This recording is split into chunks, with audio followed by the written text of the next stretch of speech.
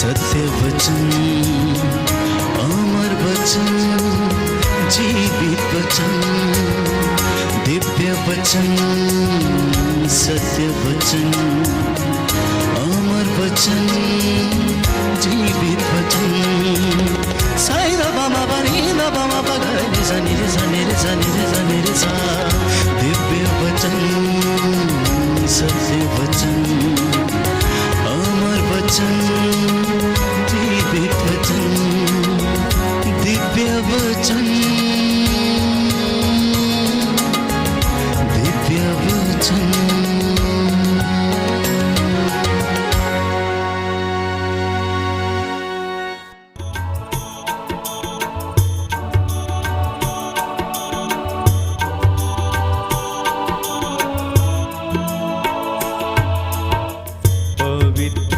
आत्मा प्रभु आजा, अपने भक्तों पर छा जा।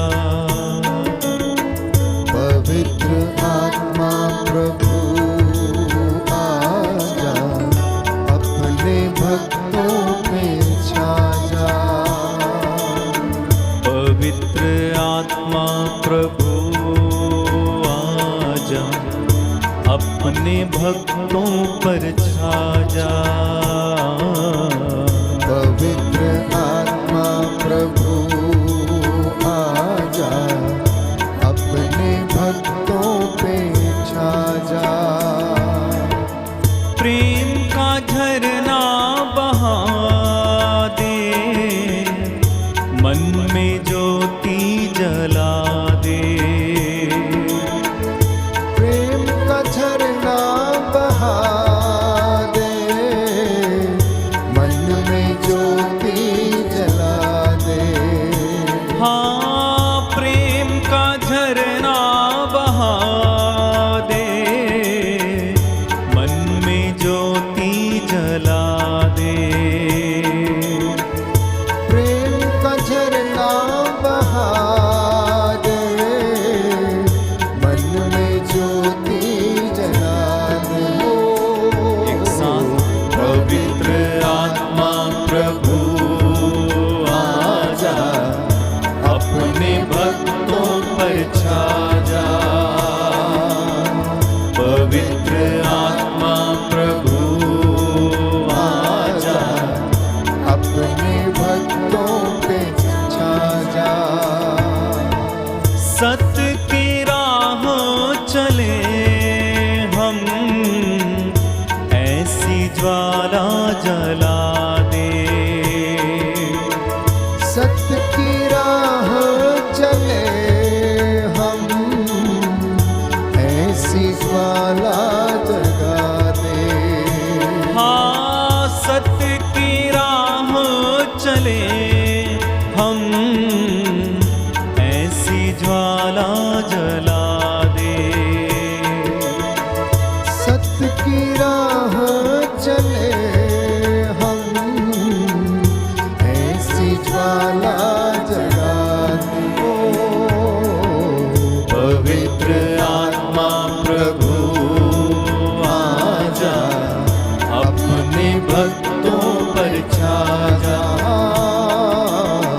पवित्र आत्मा प्रभु आजा, अपने भक्तों पर छा जा।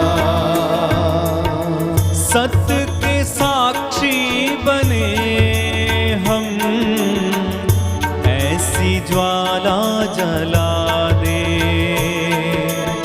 सत्य के साक्षी बने हम, ऐसी ज्वाला जगा दे। एक साथ गाएंगे। पवित्र आत्मा प्रभु आजा, अपने भक्तों पर छा जा। पवित्र आत्मा प्रभु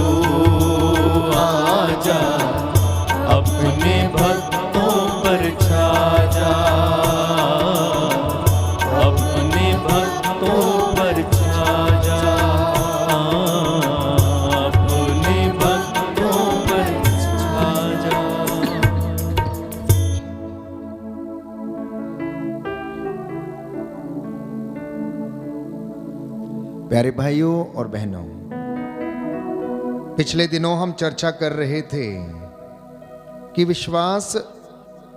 विश्वासी के जीवन की और आध्यात्मिक जीवन की पराकाष्ठा है। अगर एक विश्वासी अपने विश्वास में कमजोर हो गया या हो जाता है या दुख या विपत्ति में अपने को ईश्वर से अलग कर लेता है तो उसका सर्वनाश संभव है। ऐसे कई उदाहरण बाइबल हमें बताती है। उनमें से एक उदाहरण प्यारे भाइयों और बहनों यूदस इस्कारियोती के विषय में है कि यीशु के साथ रहने के बावजूद यूदस इस्कारियोती प्रभु पर विश्वास करने में असमर्थ रहा। वो हमेशा उन्हें धोखा देने की बात सोचता रहा। खजाने में जो जमा होता उसमें से चोरी करना, जैसा कि बाइबल हमें बताती है, ये उसका काम था। और हम जानते हैं कि उसका अंत कैसे हुआ। विश्वास के अभाव में उसका अंत हो गया क्योंकि वह परमेश्वर से दूर चला गया था। तो जब विश्वास कमजोर हो जाता है, जब परमेश्वर पर निर्भरता समाप्त हो जाती है, when you lose the dependence on God,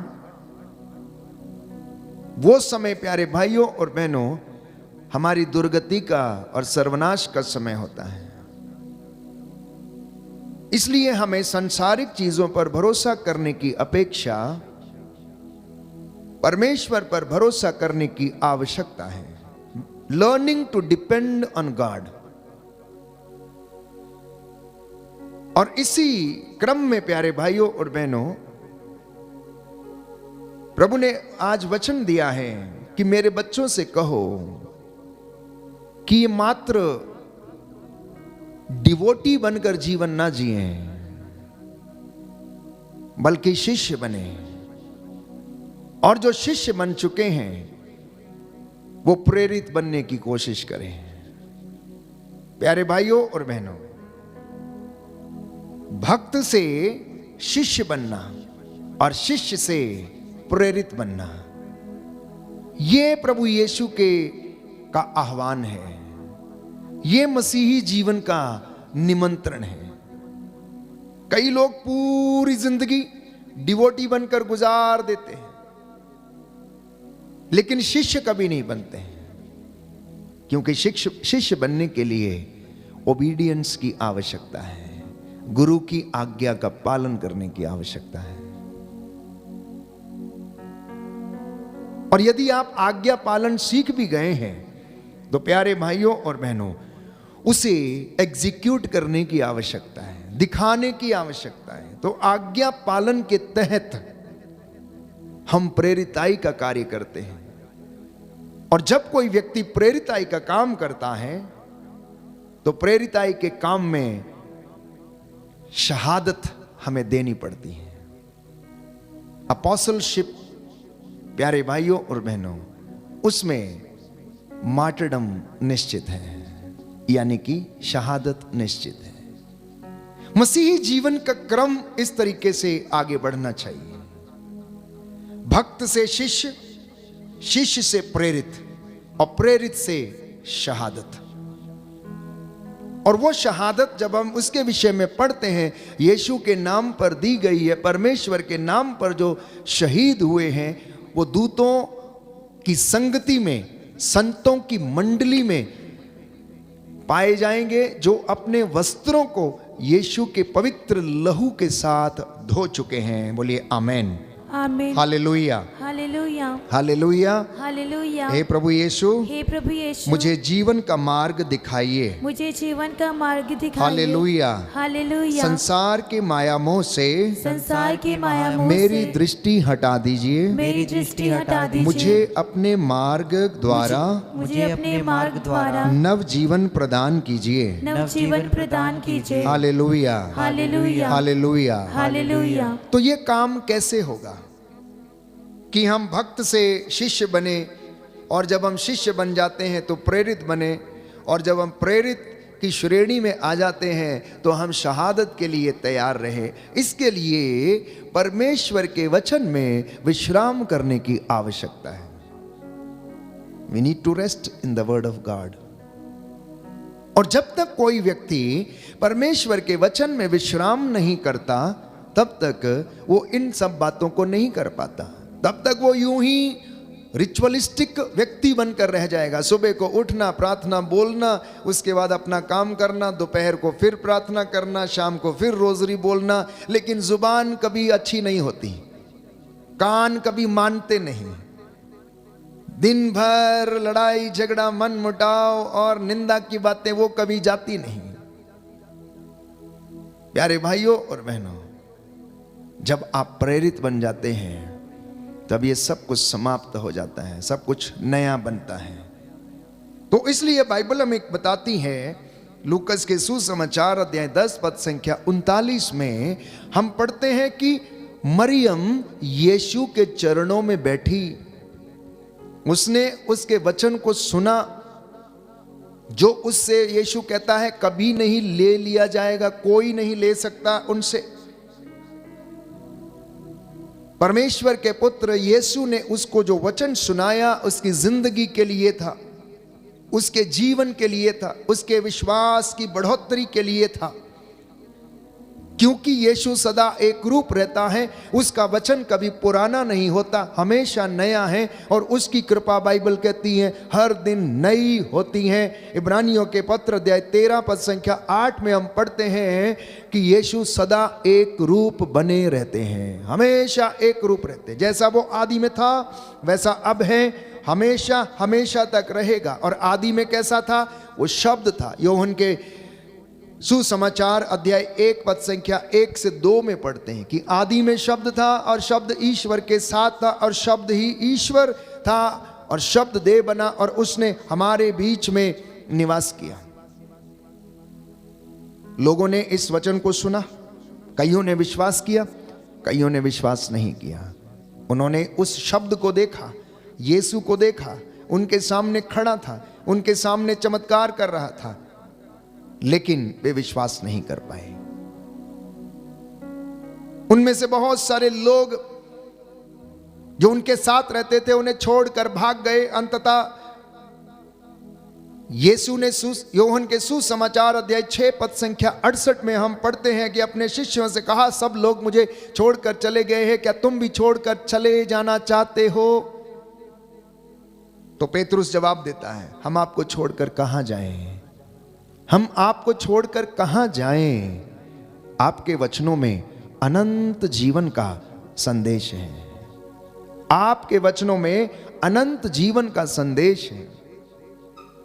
जब मैं आपसे यह बात कर रहा हूं कि हमें भक्त से शिष्य बनना चाहिए, शिष्य से प्रेरित बनना चाहिए, और प्रेरित से हमें शहादत को स्वीकार करने के लिए तैयार रहना चाहिए, so it implies that we should move from हमारे व्यक्तिगत जीवन से निकलकर परमेश्वर पर विश्वास करने वाले और निर्भर रहने वाले व्यक्ति बनने की आवश्यकता है।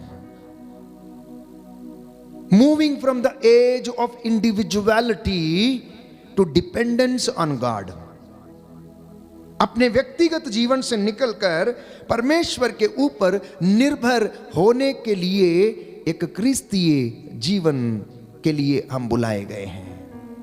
और उस बात को पूरा करने के लिए प्यारे भाइयों और बहनों, बाइबल हमें बताती है कि यीशु हमारे साथ ऐसा करने को तैयार है। इसलिए पवित्र बाइबल कहती है कि जब तक मैं अपनी प्रतिज्ञाओं को जो मैंने तुम्हारे पूर्वजों से की थी पूरा ना कर दूं, तब तक मैं तुम्हें नहीं छोड़ूंगा। Hallelujah, hallelujah, hallelujah, hallelujah, hallelujah. प्रभु कहता है, प्रभु कहता है, एजेकियल नबी का ग्रंथ एजेकियल नबी का ग्रंथ अध्याय 36 अध्याय पद 36 संख्या 26, पद संख्या 26, मैं तुम लोगों को एक नया हृदय प्रदान करूंगा, एक नया हृदय प्रदान और करूंगा, तुम में और तुम में एक नया आत्मा रख दूंगा, एक नया आत्मा रख मैं दूंगा, तुम्हारे शरीर से मैं तुम्हारे शरीर से पत्थर का हृदय निकालकर पत्थर का हृदय निकालकर तुम लोगों को तुम लोगों को रक्त मांस का हृदय हृदय रक्त मांस का हृदय प्रदान करूंगा। प्रदान करूंगा। Hallelujah, hallelujah, hallelujah. हालेलुया। तो इसलिए ईश्वर का वचन सुनना अनिवार्य है। जब तक हम इस वचन को नहीं सुनते, ये वचन आप में विश्वास को दृढ़ नहीं कर सकता। वचन सुनने से विश्वास उत्पन्न होता है, बाइबल हमें बताती है। और योहन के सुसमाचार अध्याय 17 पद संख्या 13 में हम पढ़ते हैं कि यीशु मसीह को अनंत जीवन मिला है, इसलिए वो हमें अनंत जीवन प्रदान करने के लिए इस दुनिया में आया है। और उसने हमें वो अनंत जीवन प्रदान किया है और उसका भागी बनने के लिए हमें बुलाया है। तो उनका जो मेन काम था प्यारे भाइयों और बहनों, वो लोगों को जीवन देना, उनकी बीमारियों से उन्हें आजाद करना, अबदूतों से उनको रिहा करना। अंततः हमारे साथ क्या रह जाता है, आप लोग जान लीजिए, केवल ईश्वर का वचन हमारे साथ निवास करता है। आप याद कीजिए, लूकस के सुसमाचार में हम पढ़ते हैं अध्याय 24 में कि जब एमाउस के रास्ते पर दो शिष्य जा रहे थे, उनके मुख बड़े उदास थे, मलिन हुए थे, वो बड़े निराश थे और कुछ चर्चा करते हुए जा रहे थे। और यीशु उनके साथ में एक राहगीर के समान उनके साथ में हो लिया और उनकी बातों को सुनने लगा और पूछने लगा कि क्या हो गया है, किस विषय पर बातचीत कर रहे हो। वो कहने लगे कि केवल तुम ही एक व्यक्ति हो जो नहीं जानते कि यरूशलेम में बीते दिनों क्या क्या बीता है। ये तो बड़ी आश्चर्य की बात है कि केवल तुम हो जो नहीं जानते हो। प्यारे भाइयों और बहनों, यीशु ने उनके साथ चलते चलते वचन की व्याख्या करनी शुरू की, शुरू से लेकर अंत तक। और बाइबल कहती है कि वे लोग अपने मन में कहने लगे कि जब वो हमारे लिए ये सब बातों की व्याख्या कर रहे थे, उस समय हमारे हृदय बड़े उद्दीप्त हो रहे थे। जब वो लोग वचन सुन रहे थे, पुनर्जीवित यीशु के द्वारा जो उनको वो समझा रहे थे, तो उनके हृदय अंदर ही अंदर उद्दीप्त हो रहे थे। उनमें एक अलग तरीके का, प्यारे भाइयों और बहनों, जोश था जो उन्हें उत्साह दे रहा था।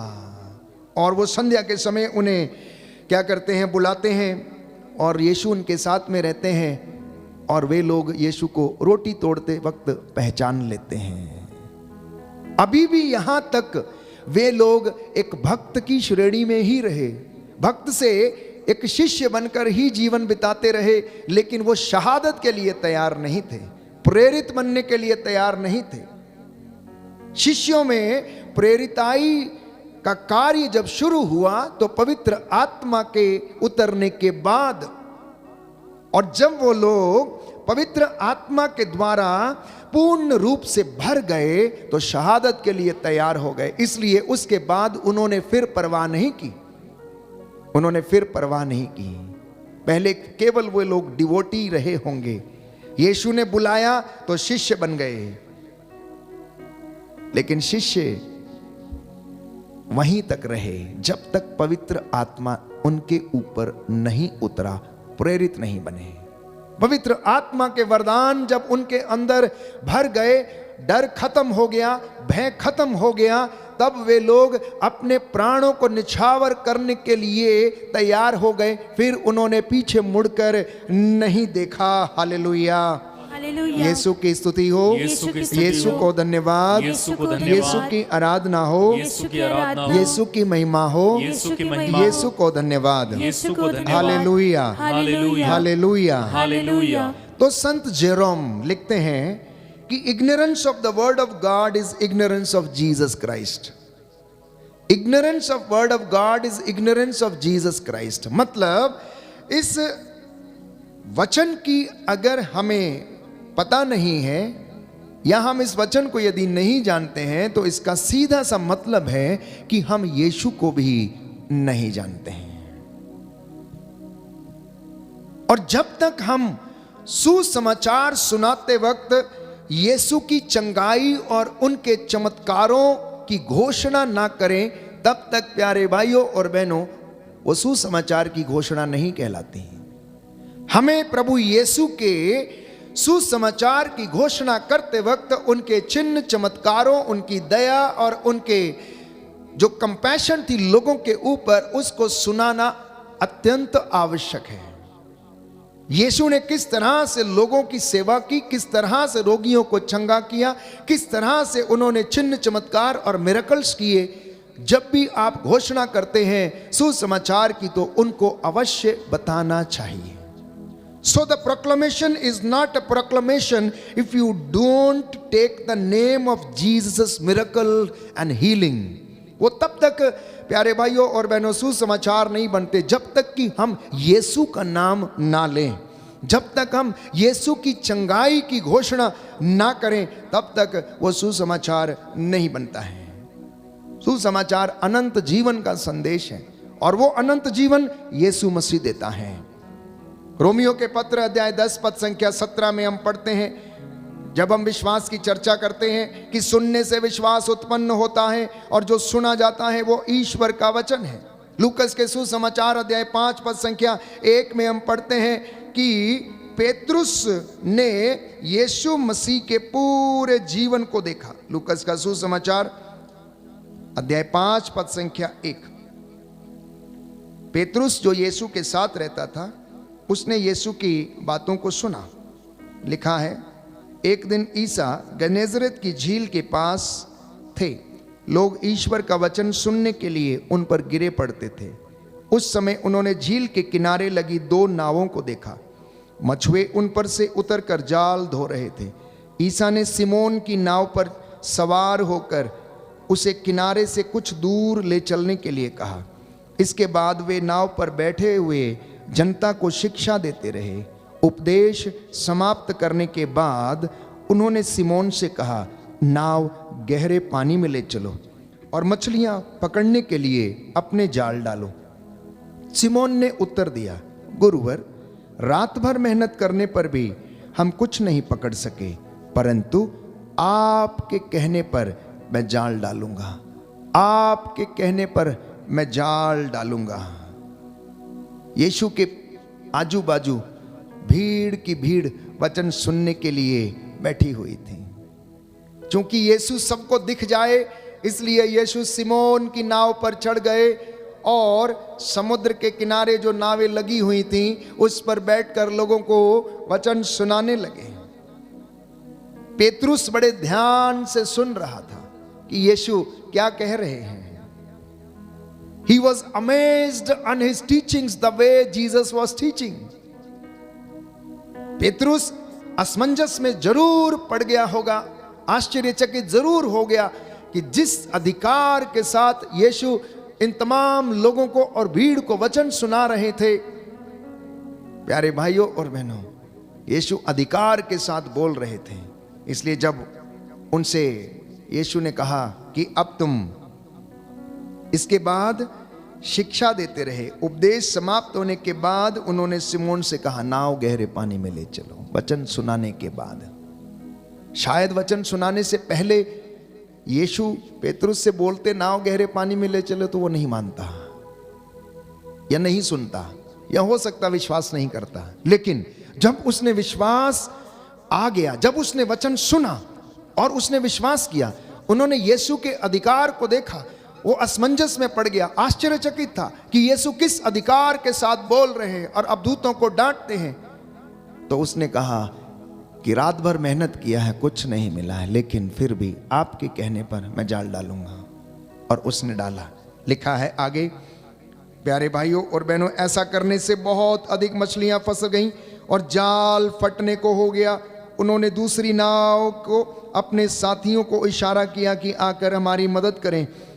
वे आए और उन्होंने दोनों नावों को मछलियों से इतना भर लिया कि नावें डूबने को हो गईं। और यह देखकर सिमोन ने ईसा के चरणों पर गिरकर कहा, प्रभु मेरे पास से चले जाइए, मैं तो पापी मनुष्य हूं। अब सुनिए ध्यान से कि जब आप वचन सुनते हैं तो आप में विश्वास उत्पन्न होता है, और जब आप विश्वास करने लगते हैं तब हमें अपना अपराध बोध या अपना पाप नजर आने लगता है और हम प्रायश्चित करते हैं, स्वीकार करते हैं। इसलिए जब तक वचन नहीं सुना जाता, कोई भी व्यक्ति अपने आप को पापी या अपराधी नहीं कहता है, क्योंकि उसके अंदर वचन का ज्ञान नहीं है। वचन को सुनने के बाद प्यारे भाइयों और बहनों, जब ये चमत्कार पेतरुस के जीवन में हो गया तो उसने ईसा के चरणों पर गिरकर कहा कि मेरे पास से आप चले जाइए, क्योंकि मैं तो एक पापी मनुष्य हूँ। Hallelujah, hallelujah, hallelujah, hallelujah. यीशु की स्तुति हो, यीशु की स्तुति हो, यीशु को धन्यवाद। यीशु को धन्यवाद। प्रभु यीशु कहते हैं, प्रभु यीशु कहते हैं, मेरी शिक्षा मेरी शिक्षा मेरी अपनी नहीं है, मेरी अपनी नहीं है, बल्कि जिसने मुझे भेजा है बल्कि जिसने मुझे भेजा है उसने मुझसे कहा है। उसने मुझसे कहा है, ये उसकी शिक्षा है। यह उसकी शिक्षा है। Hallelujah, hallelujah, hallelujah. हालेलुया। तो इसलिए हमें वचन को बड़े ध्यान से सुनने की आवश्यकता है। We need to listen to the word of God very very attentively. और जो लोग उसको सुनते हैं ध्यान से, उनका जीवन बदल जाता है। प्यारे भाइयों और बहनों, योहन के सुसमाचार अध्याय 6 पद संख्या 66 में प्रभु का वचन कहता है कि मेरे शब्द आत्मा और जीवन है। मेरी शिक्षा जो मैं तुम्हें सुनाता हूं मेरी अपनी नहीं है, पिता के द्वारा दी गई ये शिक्षा है। इसलिए जो पिता ने मुझसे कहा है तुमको बताने के लिए, मैं तुम्हें वही बताता हूं। और इसीलिए उस शिक्षा के द्वारा हमें जीवन मिलता है। और प्यारे भाइयों और बहनों, हम उन वचनों के द्वारा चंगे हो जाते हैं। ईसा के घावों के द्वारा हम चंगे हो जाते हैं। हमने निरे शब्दों के द्वारा नहीं, बल्कि सामर्थ्य और पवित्र आत्मा के द्वारा दृढ़ विश्वास से प्रचार किया है। बाइबल हमें बताती है, थिस्सलुनीकियों के पहले पत्र अध्याय 1 पद संख्या 5 में संत पौलुस कहता है कि हमने निरे शब्द नहीं बोले, हमने पवित्र आत्मा के सामर्थ्य से जो परमेश्वर की ओर से हमें दिए गए उन शब्दों को हमने लोगों के बीच में बोला, और उसके द्वारा चिन्ह और चमत्कार हो गए। जब पेतरुस ने उस लंगड़े की तरफ देखा और कहा कि देखो, हमारे पास ना तो सोना है ना चांदी है, परंतु जो है मैं वह तुम्हें देता हूं, ईसा मसीह के नाम पर तुम उठो और चलो फिरो। और वो चलने लगता है, स्तुति करने लगता है। प्यारे भाइयों और बहनों, तो मैं बात कर रहा था कि हमें भक्त से शिष्य बनने की आवश्यकता है। और जब आप शिष्य बन जाते हैं तो हम आज्ञा पालन सीख लेते हैं, क्योंकि एक शिष्य से सबसे ज्यादा जो चीज डिमांड की जाती है वो है आज्ञाकारिता।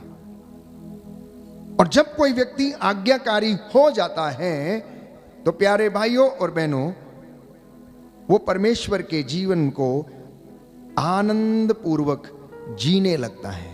और ऐसा ही कुछ लोगों के जीवन में हुआ। तो इस क्रम में मैंने आपसे कहा, we need to move from the age of individuality to dependence on God. मतलब कि हमें अपने व्यक्तिगत जीवन को त्याग कर ईश्वर पर निर्भरता सीखनी चाहिए, और तब हम परमेश्वर के साथ जुड़ने लगते हैं। क्योंकि बाइबल हमें बताती है, जब आप निर्भरता सीख जाते हैं तो हम उसके ऊपर निर्भर होने लगते हैं। और निर्गमन ग्रंथ अध्याय 14 पद संख्या 14 में परमेश्वर का वचन ये कहता है कि परमेश्वर तुम्हारे लिए युद्ध लड़ेगा। तो एक विश्वासी की जो बुलाहट है, एक विश्वासी का जो मिशन है, वो ये है प्यारे भाइयों और बहनों कि हम परमेश्वर की ओर बढ़े, हम भक्त से शिष्य बने, शिष्य से प्रेरिताई की ओर बढ़े, और प्रेरिताई में जब हमें शहादत भी देनी पड़े तो उसके लिए हम तैयार हो जाएं। स्तेफनुस के विषय में हम पढ़ते हैं प्रेरितों का कार्यकलाप अध्याय 7 पद संख्या 56 में, Acts of the Apostles chapter 7 verse 56, कि जब पेतरुस शहीद होने के लिए तैयार हो गया, वो प्रेरित तो था ही, परमेश्वर के का काम करता था, सेवकाई करता था, यीशु के वचन का प्रचार करता था। और वो कहने लगता है कि स्तेफनुस ने कहा कि मैं स्वर्ग को खुला हुआ देख रहा हूं। प्रेरितों का कार्यकलाप अध्याय 7 पद संख्या 56 में यदि आप पढ़ेंगे तो स्तेफनुस जिसे पत्थरों से मार डाला जा रहा था, प्यारे भाइयों और बहनों, वो देखता है कि स्वर्ग का द्वार जो है वो खुला हुआ है। स्वर्ग का द्वार खुल चुका है और वह स्तेफनुस ने पवित्र आत्मा से परिपूर्ण होकर स्वर्ग की ओर दृष्टि की और ईश्वर की महिमा को तथा ईश्वर के दाहिने विराजमान ईसा को देखा। वह बोल उठा, मैं स्वर्ग को खुला और ईश्वर के दाहिने विराजमान मानव पुत्र को देख रहा हूं। इस पर उन्होंने ऊंचे स्वर से चिल्लाकर अपने कान बंद कर लिए। वे सब मिलकर उस पर टूट पड़े। प्रेरिताई से जब हम शहादत की ओर प्यारे भाइयों और बहनों बढ़ने लगते हैं तो हमारे जीवन में चिन्ह और चमत्कार होने लगते हैं। परमेश्वर हमें अपनी बाहों में लेने के लिए तैयार रहता है। हमारा दुख जो प्रभु के लिए सहन किया गया है कभी बेकार नहीं जाएगा। जो प्रभु के नाम पर दुख सहता है वो कभी भी दुख बेकार नहीं जाएगा। It will never go in vain. स्तेफनुस ने प्रभु के लिए अपने आप को निछावर किया, शहीद हो गया, उसे पत्थरों से मार डाला गया, सब लोग उसके ऊपर टूट पड़े। उसे विश्वास था कि वो स्वर्ग में उसे क्या किया जा रहा है, स्वीकार किया जा रहा है और प्रभु उसे अपनी गोद में लेने के लिए तैयार है। प्यारे भाइयों और बहनों, क्योंकि वे अपने प्रभु के लिए अपने आप को स्वीकार कर रहे थे। तो जब हम विश्वास करते हैं तब ये सारे काम हम कर सकते हैं। लेकिन जब हम विश्वास में कमजोर होते हैं, तो मैंने आपको एक उदाहरण दिया, हम यूदस इस्कारियोती के जैसे जाकर अपने आप को सर्वनाश कर लेते हैं। Why did Judas lose his life? क्यों उसने अपना जीवन खो दिया? क्योंकि उसने यीशु के ऊपर संपूर्ण रूप से विश्वास नहीं किया। क्यों वो गिर गया?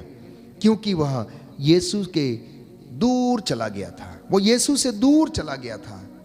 यूदस का हृदय यीशु से दूर था, उसका मन यीशु से दूर था। वो केवल सांसारिक चीजों में रमा हुआ था। वो सांसारिक तृप्ति से अपने आप को भरना चाहता था, लेकिन ऐसा हुआ नहीं प्यारे भाइयों और बहनों। और मात्र चांदी के 30 सिक्कों में उसने यीशु मसीह के जीवन का सौदा कर लिया। शिष्य होने के बावजूद वो प्रेरित बनने में असमर्थ रहा, आज्ञा का पालन नहीं कर पाया, प्यार नहीं कर पाया। आज दुनिया में बहुत सारे लोग हैं जो शिष्य होने का दावा करते हैं, जो भक्त होने का दावा करते हैं, लेकिन शायद उनका हृदय परमेश्वर से बहुत दूर है। उनका जीवन परमेश्वर के अनुरूप नहीं, वचन के अनुरूप नहीं है। He insulted Jesus with just 30 coins। प्यारे भाइयों और बहनों, आज इस बात को हमें गहनता से मनन चिंतन करने की आवश्यकता है। लिखा है कि यूदस ने, प्यारे भाइयों और बहनों, 2 मालिकों की सेवा करनी चाहिए, एक धन की और एक ईश्वर की। एक धन की और एक ईश्वर की। एक भक्त, एक शिष्य जब इस तरह के जाल में फंस जाता है और निर्णय नहीं ले पाता है कि वो धन की सेवा करेगा या ईश्वर की, तो उसका भटकना अनिवार्य है, वो भटक जाएगा। और यूदस के जीवन में ऐसा हुआ, क्योंकि वो 2 स्वामियों की सेवा करने की कोशिश कर रहा था। और ईसा ने कहा कि तुम 2 स्वामियों की सेवा नहीं कर सकते, या तो तुम एक से बैर करोगे और दूसरे से प्रेम। दूसरी बात उसके जीवन में यह थी कि वो अपने समुदाय से अलग रहा। He was away from his community। और यही कारण था कि वो गिर गया, यही कारण था कि वो भटक गया, यही कारण था कि शैतान ने उसको अपने फंदे में फंसा लिया और उसने जाके अपने आप को नुकसान पहुंचाया, फांसी लगा ली। इतना ही नहीं, वो भटक भी गया था, वो दूर चला भी गया था, वो गिर भी गया था, उसने गलती भी कर ली, लेकिन उसके अंदर ये हिम्मत नहीं आई कि उठ के वापस चला जाए और माफी मांग ले और कहे कि मुझसे गलती हो गई। आज दुनिया में ऐसे कई लोग हैं प्यारे भाई और बहनों, और यही कारण है कि उनके जीवन में बहुत सारी समस्याएं हैं, बहुत सारा कष्ट है। जब कोई व्यक्ति अपने आप को स्वीकार नहीं कर पाता है, जब कोई व्यक्ति अपनी गलती को स्वीकार नहीं करता, तो वो अपने को हानि पहुंचाता है। तो जब कोई व्यक्ति अपनी इच्छा पूरी करना चाहता है ना कि ईश्वर की, तो वह परमेश्वर से दूर चला जाता है। इसलिए आज के इस पवित्र संध्या के समय प्रभु चाहता है कि हम केवल भक्त ना बने, हम भक्त से एक स्टेप ऊपर उठें, शिष्य बनने की श्रेणी में आए। और जब शिष्य बन जाते हैं तो आज्ञा पालन सीखें। आज्ञा पालन किसकी आज्ञा? इस वचन में जो लिखा गया है उसको स्वीकार करना और उसकी आज्ञा मानना और उसके अनुसार जीवन बिताना। और जब हम ऐसा करते हैं तो हम प्रेरिताई के कामों के विषय में प्यारे भाइयों और बहनों आगे बढ़ते रहते हैं। क्योंकि जब आज्ञाकारिता जीवन में नहीं है तो समस्याओं का आना जीवन में अनिवार्य है। समस्याओं का आना जीवन में अनिवार्य है। दूसरा उदाहरण नबी योना के विषय में हम पढ़ते हैं। नबी योना ईश्वर का भेजा हुआ व्यक्ति था जो नबूवत किया करता था। He was disobedient. उसने ईश्वर की आज्ञा नहीं मानी। उसे निनवे शहर जाने के लिए बोला गया, लेकिन वह उल्टे शहर का टिकट लेके उल्टी दिशा में जाने वाले जहाज पर बैठ गया और तारशीश की ओर चला जाने लगा। और जैसे ही उसने आज्ञा पालन नहीं किया, उसके जीवन में कठिनाइयां आनी शुरू हो गई। तूफान आया। तूफान आने के बाद अपने आप को उसने छिपाया। छिपाने के बाद उठा के उसे समुद्र में फेंक दिया गया। समुद्र में फेंकते ही एक बड़ी सी मछली आई और उसे अपने पेट में निगल कर चली गई और 3 दिन उसे क्या कर दिया? अपने पेट में रखा, जहां पर वो घुटने लगा। उस मच्छ की बेली में वो रहा प्यारे भाई और बहनों। दुख और कष्ट की परिस्थिति से वो गुजरने लगा। तो आज्ञा का पालन नहीं करने से, परमेश्वर से दूर जाने के कारण हम अपने जीवन में कठिनाइयों को आमंत्रित करते हैं। हम अपने जीवन में कठिनाइयों को आमंत्रित करते हैं। कई बार मेरे और आपके जीवन में भी ये परिस्थिति आ सकती है कि जोना कॉम्प्लेक्स हमारे जीवन में डेवलप हो सकता है कि हम आज्ञा नहीं मानते और परिस्थितियों हम जब विषम हो जाती हैं तो हम क्या करने लगते हैं? कुड़कुड़ाने लगते हैं, कंप्लेन करने लगते हैं। और योना ने भी ऐसा ही किया। एक तो सही बोला, पहले अच्छे से जाओ, नहीं गया, उल्टी दिशा में गया और आया, अब दुख में रहा।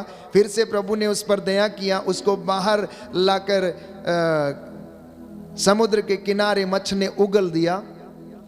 अब फिर से क्या करने लगा योना? शिकायतें शुरू कर दी। शिकायतें शुरू करने लगा, constantly complaining, very desperate and disappointed. इतना निराश और निरुत्साह, लगातार एक के बाद एक कंप्लेन, एक के बाद एक कंप्लेन। यहां पर छाया नहीं है, यहां इतनी गर्मी है और यहां इतना कठिन समय कैसे बीतेगा? प्रभु ने फिर से कहा, चलो कोई बात नहीं, तुमको ये भी दे देते हैं। लेकिन फिर भी उसका मन नहीं भरा। He loses the temper, उसका क्रोध भड़कने लगता है, गुस्सा करने लगता है और प्रभु आदेश देता है, कीड़े को जाओ, जो लता उगी थी उसको काट दो। और प्रभु कहता है, चलो तुम ऐसे ही ठीक हो, रहो ऐसे ही, तुम ऐसे ही जीना चाहते हो, you be like this only. प्यारे भाइयों और बहनों, many a times we also go through the same Jonah complex। तो जब हम प्रेरिताई का काम पकड़ लेते हैं या जब हम प्रेरिताई में आगे बढ़ने लगते हैं, तब हमें प्यारे भाइयों और बहनों परमेश्वर पर निर्भर होने की आवश्यकता है। अब प्रभु का नबी जो नबूवत करने का काम करता है वो परमेश्वर पर निर्भर नहीं है, इसीलिए वो क्या करने लगता है? शिकायतें करने लगता है। प्रभु का भक्त प्रभु पर निर्भर नहीं है, इसलिए वो शिकायतें करने लगता है। इसलिए आम तौर पर विश्वासी क्या करने लगता है? जब विश्वास में कमजोर है तो कहने लगता है मेरा भाग्य फूटा है, भगवान ने मेरे साथ ऐसा क्यों किया, मेरे साथ ही ऐसा क्यों होता है, मेरे ही परिवार में ऐसा क्यों है, प्रभु मेरे ही जीवन में ऐसा क्यों है। तो उधर से जवाब मिलता है कोई बात नहीं बेटा, शांत रह, शांत रह, दुख की भट्टी में तेरी परख कर रहा हूं, मैं दुख में तुझे देख रहा हूं कि तेरा मनोभाव कैसा है। ये जवाब मिलेगा आपको आगे से। Don't worry, I will take care, every word which I have promised to your ancestors, जब तक वो पूरा ना हो जाए तब तक मैं तुझे नहीं छोड़ूंगा। ये आपको जवाब मिलेगा अगर आप सचमुच में विश्वास करने वाले व्यक्ति हैं। तो आज के इस पवित्र दिन में प्रभु चाहता है, मैं फिर से एक बार संक्षिप्त रूप से दोहराना चाहता हूं कि आप केवल भक्त ना रहें, केवल क्रिस्त भक्त ना रहें, शिष्य बने। और शिष्य बनने के लिए आपको उसका मूल्य अदा करना पड़ेगा। You need to pay the cost of discipleship. And the cost of discipleship is, my dear brothers and sisters, obedience. Obedience. और जब कोई व्यक्ति आज्ञाकारिता सीख जाता है, ओबीडियंस सीख जाता है, तो प्रेरित बनना उसके लिए आसान हो जाता है। प्रेरित बनना आसान हो जाता है। मनन चिंतन करें, मनन चिंतन करें कि हम किस श्रेणी में हैं। अभी तक केवल भक्त हैं या शिष्य हैं, या फिर शिष्य से एक स्टेप और आगे बढ़े हैं। और अगर उस श्रेणी में आप आ चुके हैं तो क्या आप शहादत के लिए तैयार हैं या नहीं। शहादत के लिए तैयार रहने का मतलब है संत पौलुस के जैसे उसके जहाज को कितनी बार नुकसान पहुंचाया गया, उसे कितनी बार रोका गया, लेकिन वो नहीं माना। वो रेडी था, वो तैयार था, मरने के लिए तैयार था प्रभु के नाम के कारण। प्रभु आज अपने इन वचनों के द्वारा हमारे विश्वास को दृढ़ करे और आशीष प्रदान करे और हम प्रभु की कृपा को अनुभव करें। आइए हम प्रार्थना करें।